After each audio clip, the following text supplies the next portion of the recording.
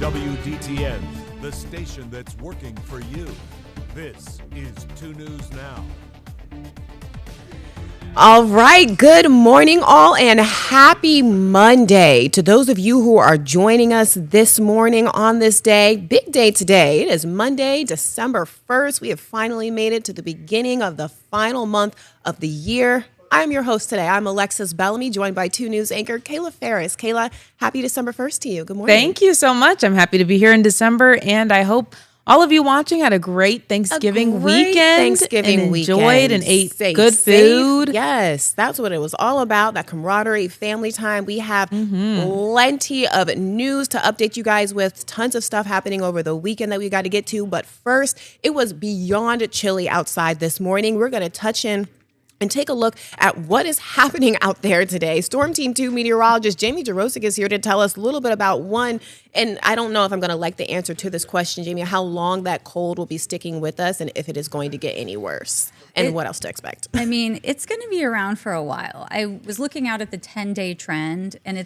we're below normal for 10 days at least. It's what it's looking like. Yikes. And now we're going to add in some snow to the mix. That's right. I did see that. Yes. So we have, by this evening, we'll go under a winter weather advisory. That's going to continue overnight into Tuesday morning. We are expecting accumulating snow. While it's not going to be a ton of snow, it's the timing that's everything for that morning commute, and things will be tricky out on the roads tomorrow if you are heading out early. So as we go through today, we're going to see dry conditions for the daylight hours, but then we get into this evening, and that's when things will start to deteriorate a bit. So I think my computer is stuck a little bit here. We're having trouble advancing. But temperatures right now generally looking in the 30s for highs today. And it does look like we're going to see dry conditions again for the daytime with that snow arriving tonight. I'm going to fix this, and I'll have more on your forecast coming up in just a bit. Well, you have the big piece of news, Jamie, and that is that the snow is coming tomorrow. So now all we have to do, I guess, essentially is prepare. For it. Plan for a longer commute in the morning, just a duration thing. It'll probably take a little bit longer to get where you're going. Okay. But overall, it's not going to be, something that prevents you from getting where you're going. We don't think it'll stick around with us for too long, do we? Well, it's cold, so that's a possibility. Yeah. Okay, Yeah. We'll touch back in with you and learn more later, Jamie. Okay. Thanks, Thanks, Jamie. All right, moving along to top stories this morning. We know that multiple law enforcement agencies are including Clark and Greene County, along with the Ohio Bureau of Criminal Investigations, are still investigating this morning after a shooting that spanned across multiple counties. That's the scene here, right, that you can see on your screen. It happened yesterday afternoon around 2:30 near the Fairborn Sportsplex, but shortly thereafter spread to nearby businesses like the Mercy Health Facility across the street and even through county lines. Now, police confirmed nobody was hurt when the shots were fired, and no one is in custody right now. But multiple vehicles were damaged in the shooting, and now police are looking for several people who they believe may have been involved, and we will work to bring you the latest out of this really interesting piece of news, Kayla, as that information becomes available. Yeah, there's a lot of questions left to be answered, and hopefully I'll have some answers for you later tonight at 4, 5, and 6 in our evening newscast. So stay tuned for that. Now, I want to shift gears a little bit to a story that you probably remember. I covered this a couple of months ago. So new this morning, a man taken into custody on federal charges after a September shootout near an East Dayton gas station. If you remember, it was like in broad daylight. Here's the scene on your screen here. He's not going to trial. Court records show Walter Rogers is expected to plead guilty to possessing a firearm as a convicted felon. Now, his trial was expected to start today for this incident that happened in September, and he is connected to Sierra Chapman, who is allegedly his former girlfriend, who's been missing since 2022. Police say that he incriminated himself during that incident by saying that he was going to do to y'all how he did Sierra, whatever that means. Whatever that is supposed to mean. He's not going to trial anymore. He's allegedly going to plead guilty for this incident, but we will bring you updates once we know what's going to happen with Walter Rogers. Thanks, Kayla. And also happening today, Governor Mike DeWine is in Dayton with an update on ongoing work to help reduce some of the violent crime that we see happening right here in our own area. We know he's going to be joined by outgoing Dayton Mayor Jeffrey Mims Jr. and Dayton Police Chief Cameron Afzal, and other state, local, and federal leaders. Now, in fact, 2 News reporter Evan Bales will be on in just a few minutes after the break to bring us essentially what the governor has decided to do, what steps look like moving forward. We'll hear exactly from him and those updates coming up shortly after the break. So stay tuned.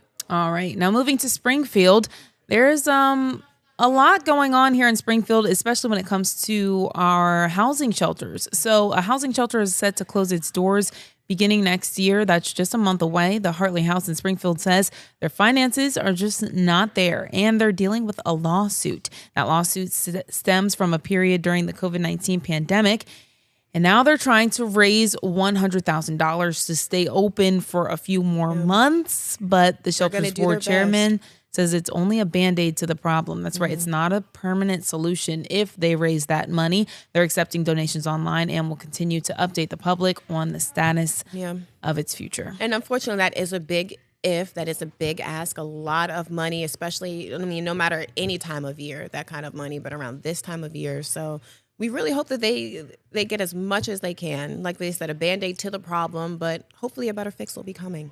All right. We're switching gears to another big story here. You guys, this is probably the best piece of news for anybody this morning. Okay. Ryan Day can finally rest now, you guys. He can take a breather now. Julian Sand and the number 1 Ohio State dominated Saturday's matchup against that team from up north, you guys. That final score was a heavy 27-9. And with that win, the defending national champions, them Buckeyes, likely earned a first-round bye in the college football playoffs. Big deal. Now, they can keep their top seed with a win against number 2 Indiana in the conference championship. That's this weekend on Saturday night in Indianapolis. Big game to be watching there, Kayla. Now, the Buckeyes will face the Hosers for the first time since beating them 38-15 a little more than a year ago.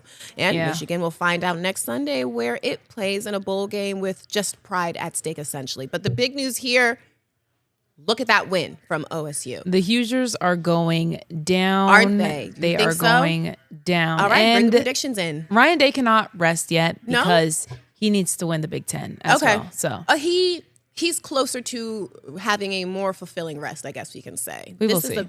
Okay, we will see. I think he can rest. How about them Buckeyes, though? Yeah, either way, right? Okay, but Kayla, that also brings us to our react to that question of the day. So coming off of this weekend, we are still just flying high off that. I want to know, what was y'all's favorite part of this game? This right here? Yeah, we're seeing mine, and I hope not everyone says this, but this is an easy thing to say. This is something easy, easy to love. Yeah, them crossing out that M right at home was crazy, and Brutus looked so defeated. How did they not catch him doing that? I don't know. How did they let not him see finish. that? Like, he really did the whole thing. He did, and he got through it. I hope that's going to be someone's screensaver. I'm sure of it. So go Brutus. Yeah, so go Brutus. So we want to hear from you guys. What did you guys love about it? What parts did you guys miss? Tell us. Scan the QR code. We want to hear from you guys.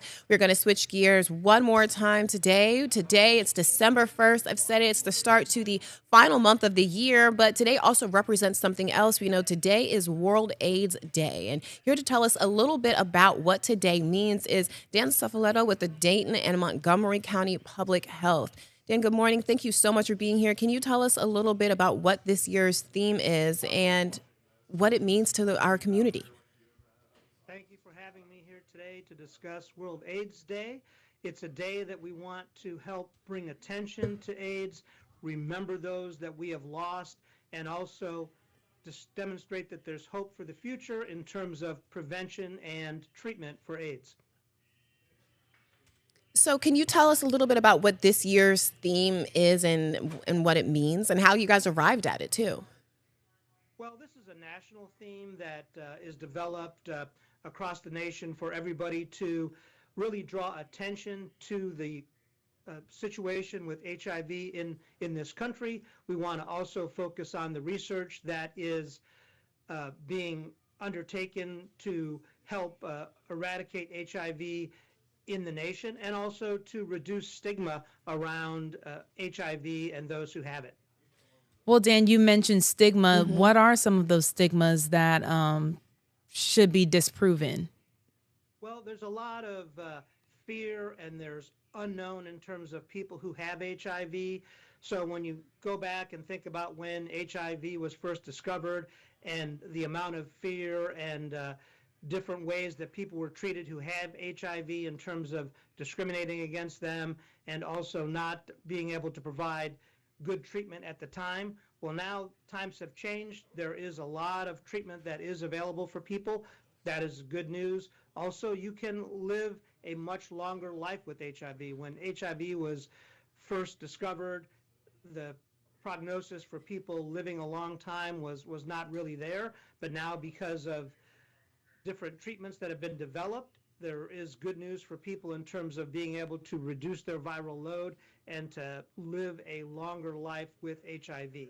There's also ways to prevent HIV from spreading to others, and that's something that we want to be able to talk about. Right. And what is something that people can do today to essentially participate? What's something that people can do to really, get active today? Well, I think what individual people can do is to have that conversation with your sexual partners. So you want to talk about your sexual history. You want to go get tested together, not just for HIV, but also other STDs as well. That's something that everybody can do to help stop the spread and help protect themselves and help protect their loved ones. Also, using protection is very important when you're having sex, so we don't want to forget about properly using latex condoms every time you have sex. That will also go to, while not 100%, it will go to reducing the chances of you contracting either HIV or other STDs. Very important. Thank you, Dan, so much for joining us and telling us about today and why it is so important and why it matters. We appreciate it. Yeah, thank you. Thanks for having me. Okay, turning a little bit to what is happening in Ohio on the legislative floor. So House Bill 247, also known as Avery's Law, would require dogs that seriously injure or kill people in unprovoked attacks be euthanized. An exception to this would be a dog that hurts an intruder or someone abusing them, of course. Right now, the current law only mandates the dog must be put down after it kills a second person. The bill also allows dog wardens to immediately seize dogs that have been reason to believe caused injuries or death. State Representative Kevin Miller says this is a long overdue legislation that allows dog wardens to keep the community safe. And turning now to Black Friday. Take a listen to this. Past Black Friday, U.S. consumers spent a record $11.6 billion. That's according to Adobe Analytics, and that's actually up. That's more than 9% higher than this time last year. People also spent a record $6.4 billion online, and that was actually on Thanksgiving Day. What were y'all doing online? However, in-store traffic has actually continued to dwindle. Retail Next, which measures real-time foot traffic in physical stores, found in-store Black Friday traffic fell 3.6%, and that's just from last year. So you guys aren't shopping. Oh, we know today's Cyber Monday, so people will be on top of that all over again. We'll see what that looks like. We certainly will. All right, that does it for us for right now. We're going to take a short break, a couple of minutes. On the other side of the break, we are going to hear from 2 News reporter Evan Bales about this morning's conference and another look at weather, when we can expect that snow. Don't go away. 2 News Now, brought to you by Universal Windows Direct. Hi, I'm Dan, the owner of Universal Windows Direct of Dayton. This is Bowie. He's been sniffing out the coolest winter deals for you. For a limited time, buy 2 windows, get 2 free. Get $250 off for patio doors and entry doors, $1,500 off for roofing, and $2,000 off for siding. Plus this week, 24 months interest-free financing for all products. Keep the cold out and the savings in. Give us a call now. Universal Windows Direct.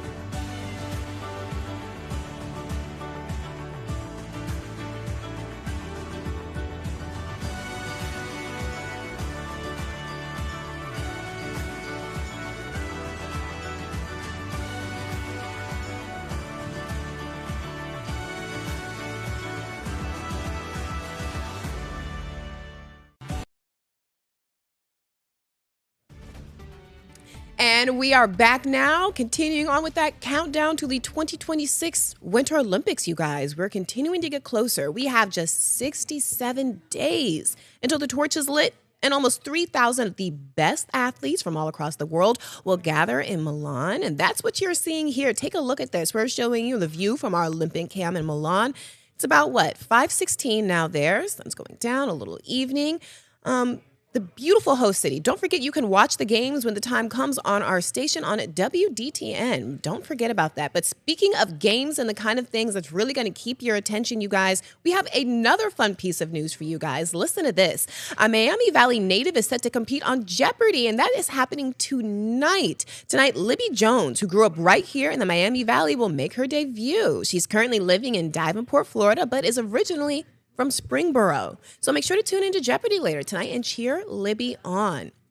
All right, turning now, time is 11:17, getting a live look outside. We're taking a look at holiday travel today. So Thanksgiving travel is wrapping up after the long holiday weekend. However, experts say you can expect to see more cars on the road today. Important piece of information if you got anything to do out there, if you're running errands, have to go on the highway, keep that in mind. We could see moderate traffic between 3 and 6 as people make their way home. Now, something else we are keeping our eyes on is the weather. Jamie, the S word is in the forecast.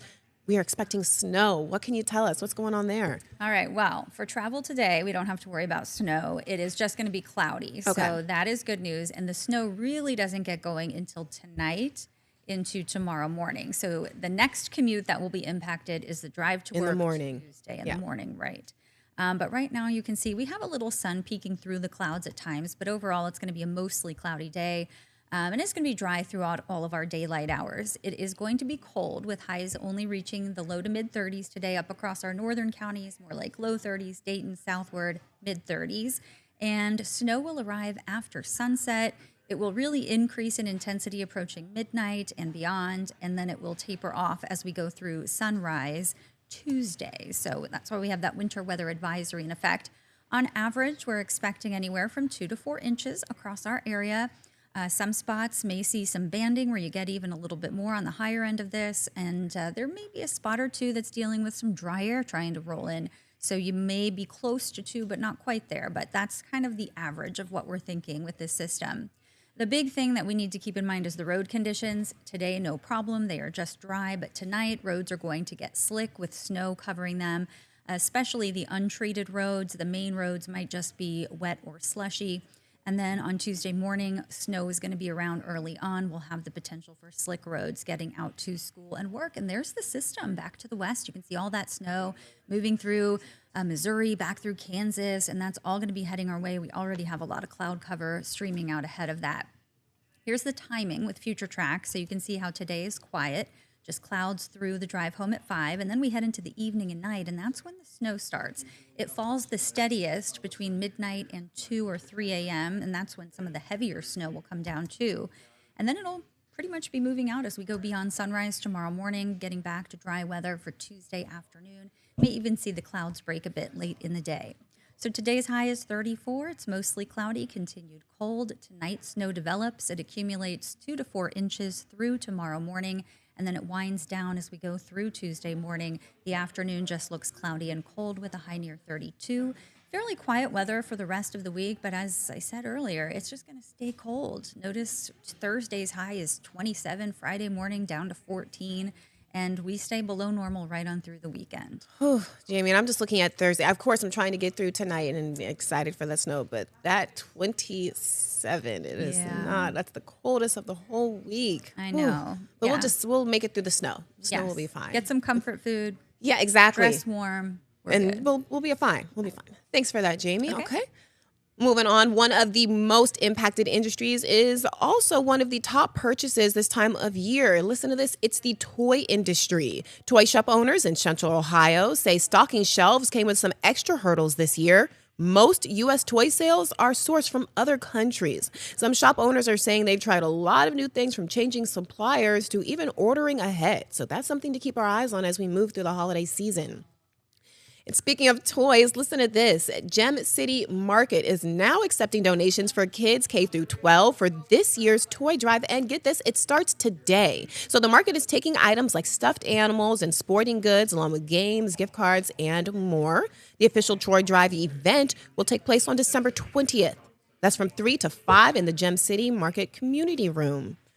All right, we are switching gears now, taking you back to a look at one of our top stories from this morning. Happening today, Governor Mike DeWine is in Dayton. We shared that with you just a few minutes ago. He spoke to leaders on a local, state, and even on a federal level. He's talking about giving an update on the ongoing work to help reduce violent crime, violent work happening right here in our area. 2 News reporter Evan Bales is still at that conference this morning, but he's taking a few minutes to break away and talk to us a little bit about that update.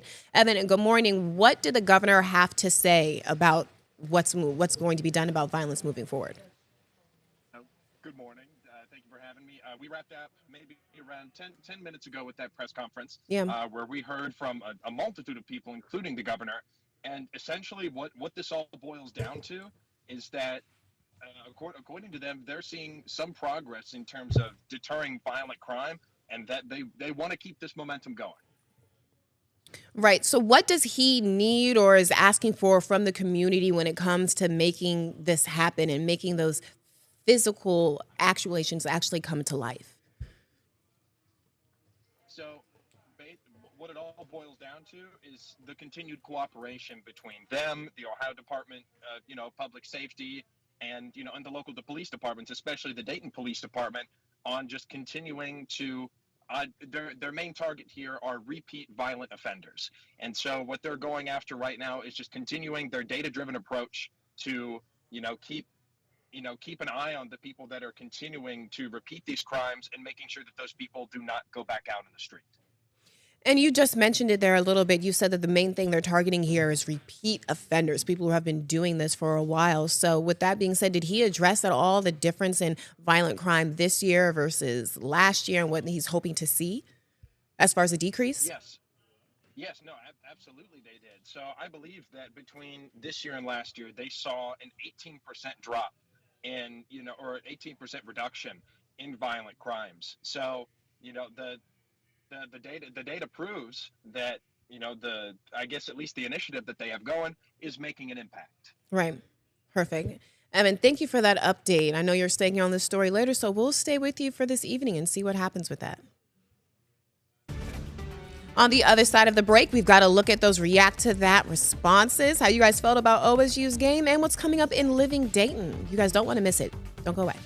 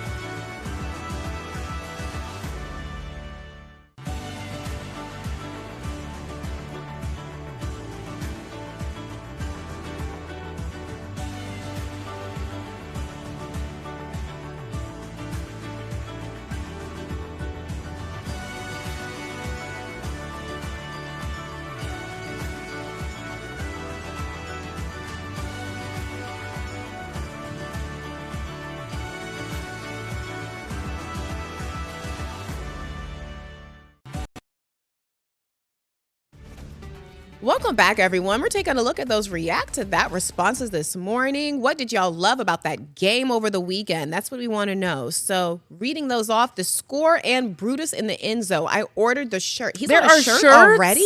Wow. Rhonda, this is news to us. Thank you, Rhonda. Thank Okay. you for I giving might get us Kayla the a news. shirt. Yeah, she's excited about that. Wait, I did Okay. not know this. Nancy says, I don't think they ever lost their will to win. They just couldn't do it. Go Bucks. I love that. That's still what they need. 2 days later, the support is rolling in. Steve says, watching them celebrate with their fans, coaches, and teammates while the losers stood on the middle of the field watching. Wait. I don't like that. That actually is my least favorite part. I always feel bad for the other team. Why? Steve. Wait, I can't Steve, did you believe that. see Michigan like crowding around the M trying to protect it? Yeah, right. That was they like knew it was coming. Loser City. Loser right? City. All right, switching gears, looking ahead to what's coming up in Living Dayton. It's that time of year. Musicals are the big thing. Emily from Living Dayton is here to tell us about a new one coming to the area. Good morning. Yes, good morning, ladies. So La Comedia Dinner Theater, they are presenting the first time ever the performance of Scrooge. Okay. So very excited to see how that goes. Of course, it's based off the hit movie. Right. So That's perfect. Yeah. That's interesting. I want to see that too. I want to see how that'll be a musical. What are you going to sing about Scrooge, you know? Yeah, This I time know. of year makes you want to sing and dance. It does. It sure not? does. It does. Speaking of this time of year, people are going out and bringing home their favorite centerpiece. Emily, how are they getting it home safely? Yes, that's right. AAA is here to give us some tips on how to safely bring your Christmas trees home. So, to make sure they don't slide have off to the get top of another those one. roofs, or make sure they're tied down properly and such. So they'll That's give us some important. tips about that. It really is, because you don't want to lose that tree. It's one of your main pieces Yeah, for the and holiday. then have to maybe get an artificial tree, and I know people are weird about that. Emily, Yes. thanks. So much good stuff to look forward to. And thank you guys so much for joining us on this Monday. We're back after that Thanksgiving weekend. We'll see you all tomorrow right here at 11. Have a good one.